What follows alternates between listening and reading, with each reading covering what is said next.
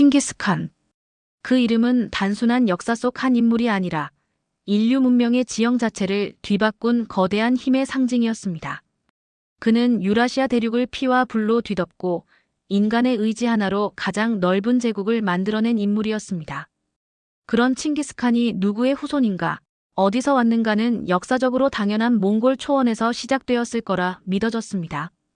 하지만 그 믿음에 처음 균열이 생긴 것은 어느 날 캠퍼스를 걷다 우연히 들은 몽골 유학생들의 짧은 대화 때문이었습니다.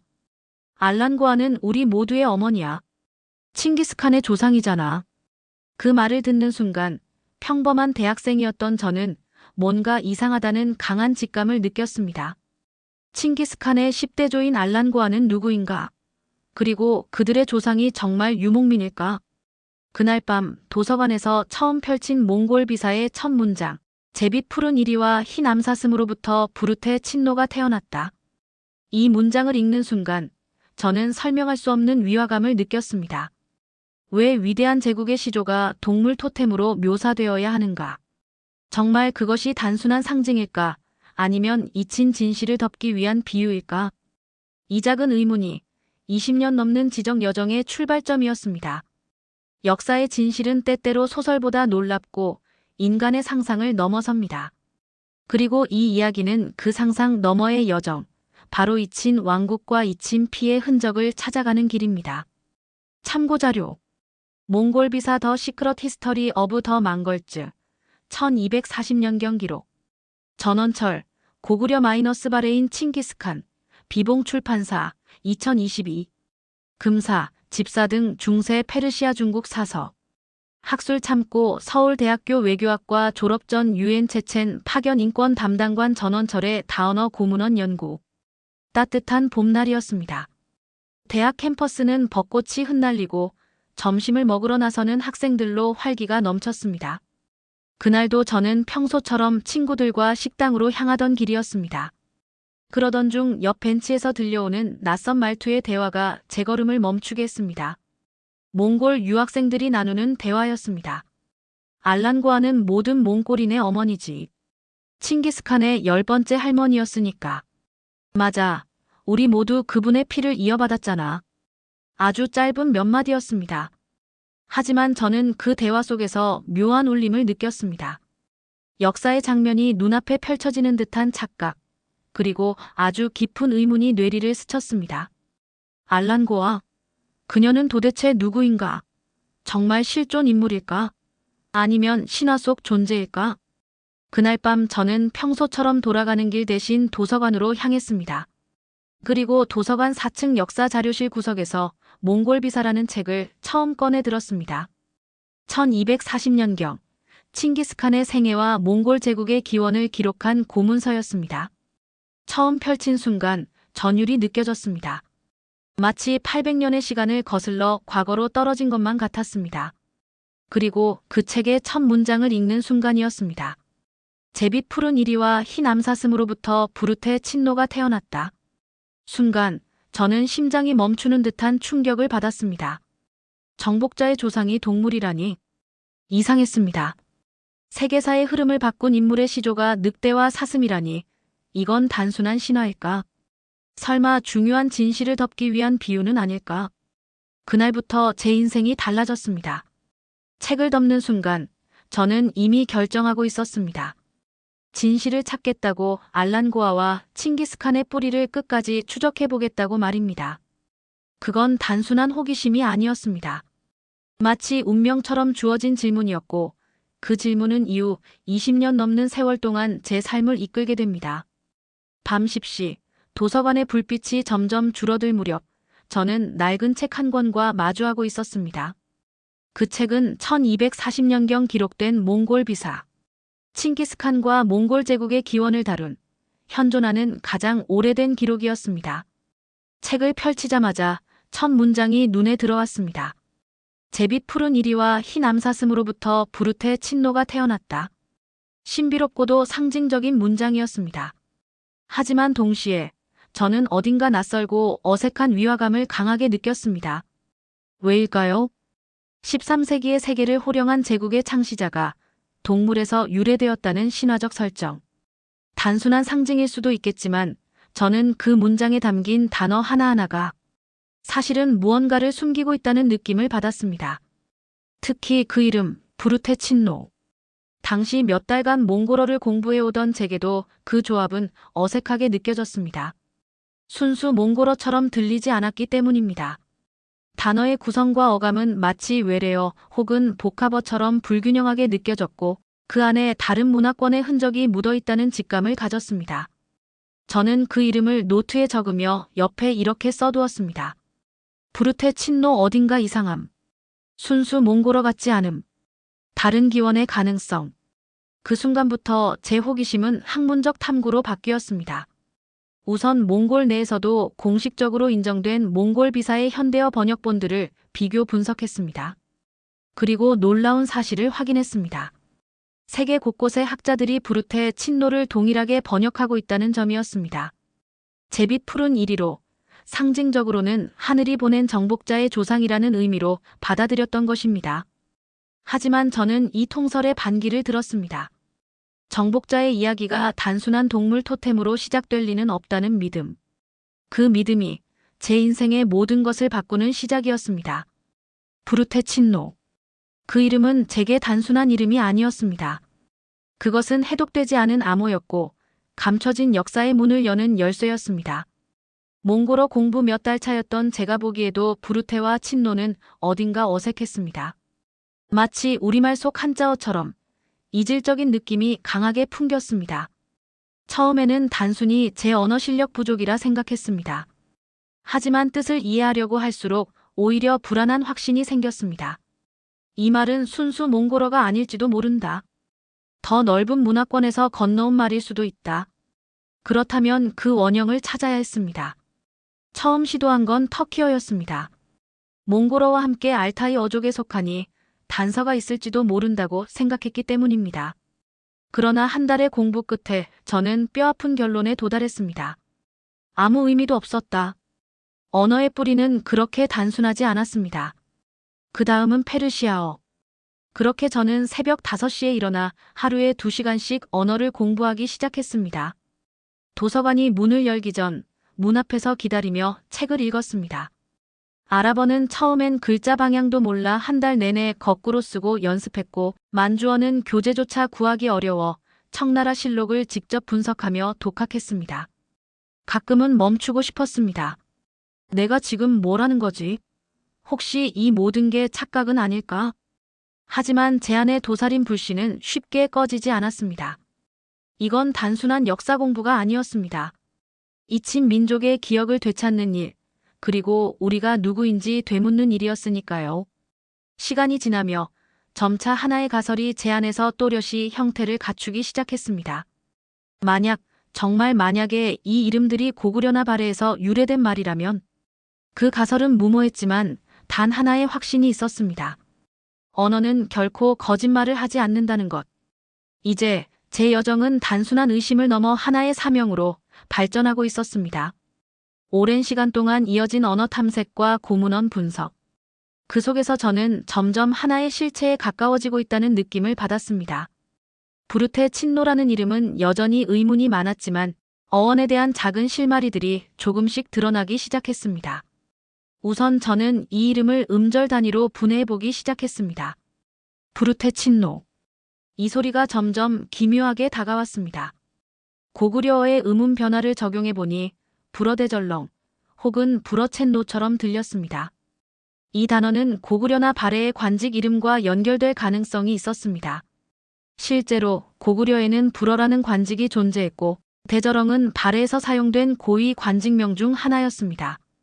이 논리를 적용하면 부르테 친노는 단순한 신화적 존재가 아닌 관직을 가진 자, 즉 지배계층 출신의 실존 인물일 가능성이 생기는 것이었습니다.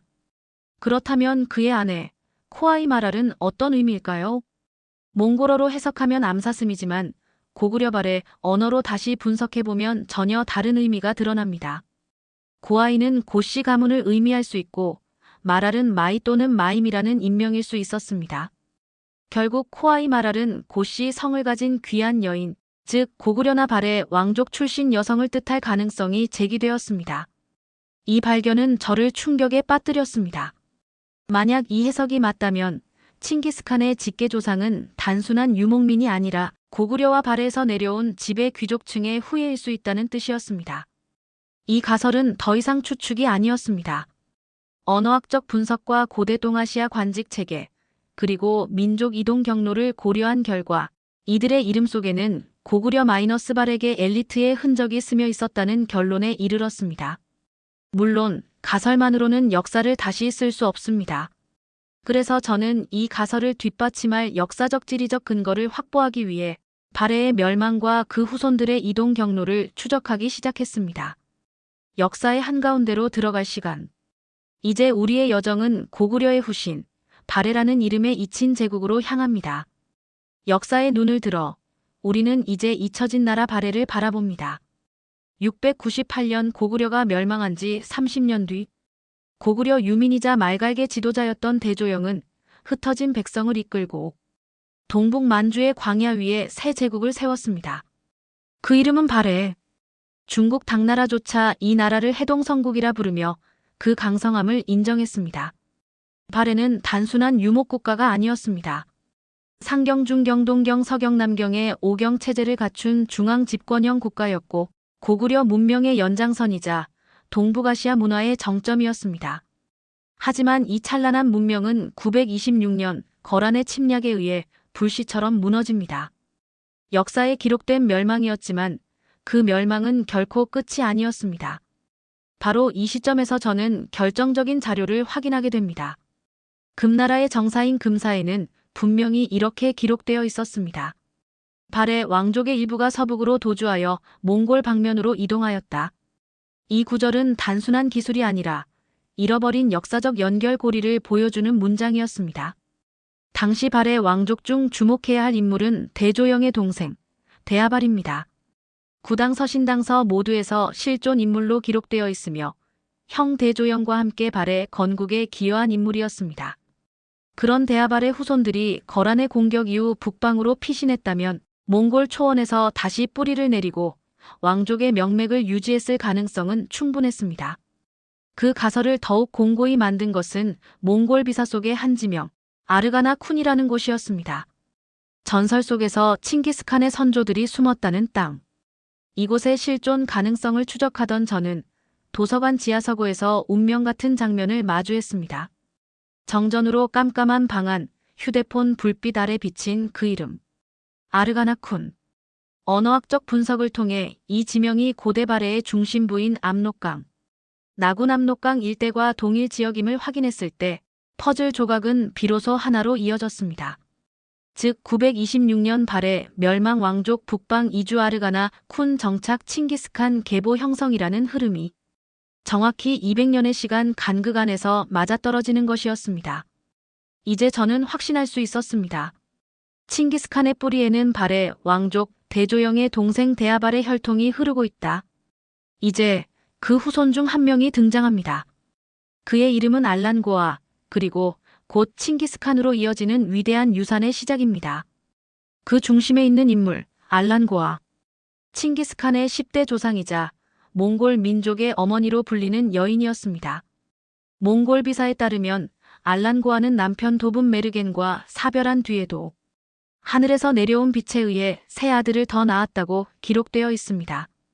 이는 고대 신화에서 자주 사용되는 상징이지만 역사학적으로는 정치적 결혼 혹은 재혼을 은유하는 표현일 가능성이 큽니다. 그녀의 이름 알란고아를 분석해보면 더욱 흥미롭습니다. 중국 사서에서는 이를 알렌괴라고 표기하고 있으며 이를 고구려 발해어 체계로 해석하면 아란괴, 즉 아란 집안의 귀인이라는 뜻이 됩니다. 여기서 아란은 우리가 잘 아는 아라가야 또는 고구려계 귀족 성씨의 흔적일 수 있습니다. 그녀의 남편 도분 메르겐 역시 단순한 이름이 아니었습니다. 도분은 고구려어로 도 지방관 혹은 행정관직을 의미할 가능성이 있으며 메르겐은 지혜로운 혹은 학식 있는 자를 뜻합니다. 즉 도분 메르겐 지방을 다스리는 고위 관직자, 고구려나 발해의 고위 귀족 출신일 가능성이 제기됩니다. 하지만 더욱 확실한 연결고리는 금행이라는 이름에서 시작됩니다. 금행은 칭기스칸의 15대 조상으로 발해의 왕족이자 고구려 혈통의 계승자입니다. 금사에 따르면 그는 대조영의 동생 데아발의 4대 후손으로 발해 멸망 후 북방으로 이주하여 새로운 세력을 형성한 인물로 기록되어 있습니다. 그는 서해 용왕으로 불리며 한때 신라가 점령한 옛발의 영토를 되찾기 위한 원정을 지휘했습니다. 그의 아들들은 각지에 퍼져 새로운 시족을 형성했고 그중 셋째 아들 보알리의 후손이 바로 칭기스칸 가문으로 이어졌다는 것이 전원철 박사의 핵심 가설이었습니다. 이처럼 한 명의 여성 알란고아를 중심으로 그 위로는 데아발과 금행, 그 아래로는 보알리와 예수가이까지 모든 계보는 하나의 선으로 이어졌고 그 끝은 바로 칭기스칸, 세계사에서 가장 위대한 정복자로 귀결됩니다. 이제 우리는 알 수 있습니다. 그는 단지 유목의 후예가 아니었습니다. 그의 핏줄에는 고구려의 기상과 발해의 품격, 그리고 잃어버린 제국의 혼이 흐르고 있었습니다. 역사의 구름 뒤에 가려졌던 이름들. 알란고아, 데아발, 금행. 이제 그들이 다시 빛을 발하기 시작합니다. 역사의 실마리는 종종 이름 속에 숨어 있습니다. 칭기스칸의 계보 속 인물들을 살펴보면 그 이름 하나하나에 민족의 정체성과 문화의 흔적이 고스란히 담겨 있었습니다. 우선 칭기스칸 CHINGGIS 칸이라는 이름 자체가 단순한 칭호가 아니라 진국의 왕이라는 뜻에서 기원했다는 주장이 제기됩니다. 칭기스는 진 혹은 진과 같은 동아시아 고대 왕국의 발음을 닮았고 칸은 말 그대로 군주를 의미합니다. 이 이름은 단순한 몽골식 명명이 아니라 고대 고구려 혹은 발해 왕족들의 칭호 체계를 반영하고 있다는 점에서 주목됩니다. 또한 앞서 살펴본 부르테 친노와 코아이마랄 역시 단순한 몽골 신화적 인물이 아니라 실존한 정치 엘리트 혹은 귀족의 이름일 가능성이 제기됩니다. 특히 부르테 친노는 고구려에서 사용되던 관직명과 의문적으로 유사하고 코아이는 고시로 해석될 수 있는 어근을 포함하고 있습니다. 고구려나 발해의 언어 구조에서 파생된 것이라는 가설에 점점 무게가 실리는 이유입니다. 더불어 전원철 박사는 이러한 언어적 분석이 단순한 유사성 수준을 넘어 실제 고대 동북아 권력 집단의 이동, 경로 및 정치 언어와도 정확히 일치한다는 점을 강조합니다. 단어 하나에도 문화와 권력의 뿌리가 숨겨져 있다는 뜻입니다. 이제 우리는 단순히 이름을 읽는 것이 아니라 그 이름 속에 흐르는 민족의 역사와 정체성, 그리고 숨겨진 계보의 증거를 마주하고 있는 셈입니다. 가설은 직감으로 시작될 수 있지만 그것을 역사로 바꾸기 위해선 증거가 필요합니다. 그래서 저는 언어 분석에 더해 각국의 고문원과 사료를 하나하나 대조해 나가기 시작했습니다. 그 결과 칭기스칸의 뿌리가 고구려 발해와 연결되어 있다는 주장을 뒷받침할 만한 강력한 근거들이 드러났습니다.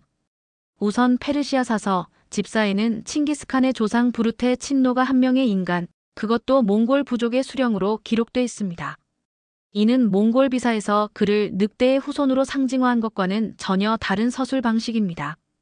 페르시아 학자들은 환상이나 신화가 아닌 정치적 실체로서 그를 인식한 것이죠. 또 다른 결정적인 사료는 금사입니다.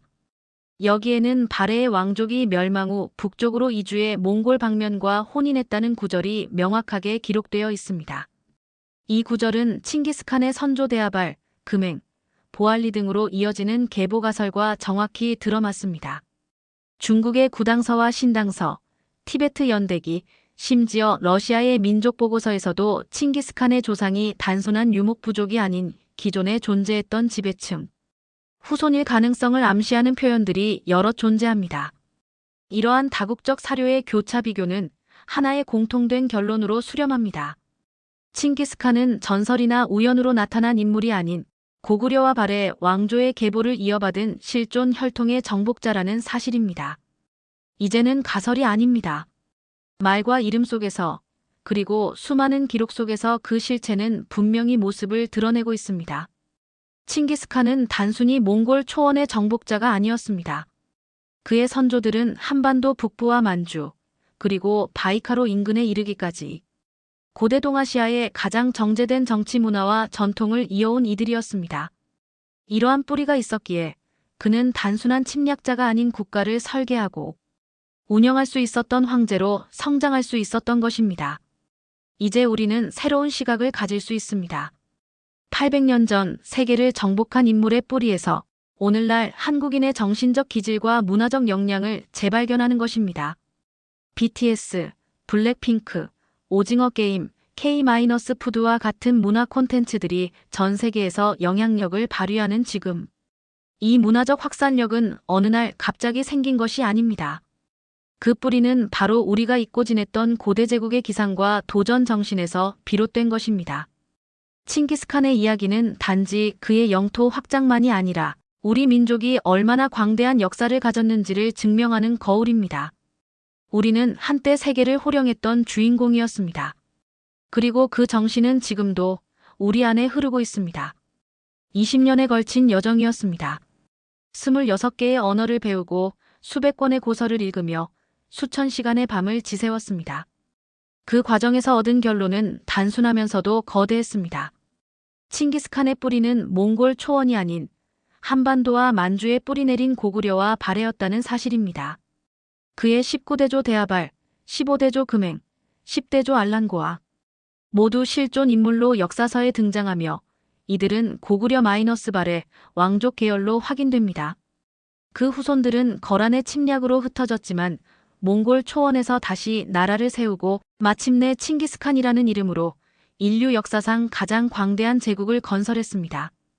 이 계보를 따라가 보면 고구려의 주몽에서 발해의 대조영, 그리고 몽골 제국의 창건자까지 이어지는 하나의 민족적 흐름이 있습니다. 과거에 우리는 말을 타고 유라시아를 누볐고 오늘 우리는 기술과 문화로 다시 세계를 정복하고 있습니다. 역사는 반복되지 않지만 그 정신은 시대를 초월해 되살아납니다. 칭기스칸의 혈통을 따라가며 우리가 되찾은 것은 단지 한 사람의 계보가 아닙니다. 그것은 우리 자신에 대한 새로운 정의이자 가능성의 회복이었습니다. 그렇다면 이제 질문은 이것입니다. 우리의 다음 정복지는 어디입니까? 그것은 우주일 수도 있고 디지털 공간일 수도 있으며 또 다른 상상조차 못한 영역일 수도 있습니다. 그 여정은 이제 여러분과 함께 계속됩니다. 이제 잊힌 이름들을 되살릴 시간입니다. 그리고 그 이름 속에 담긴 위대한 정신을 우리 삶 속에 다시 새길 시간입니다.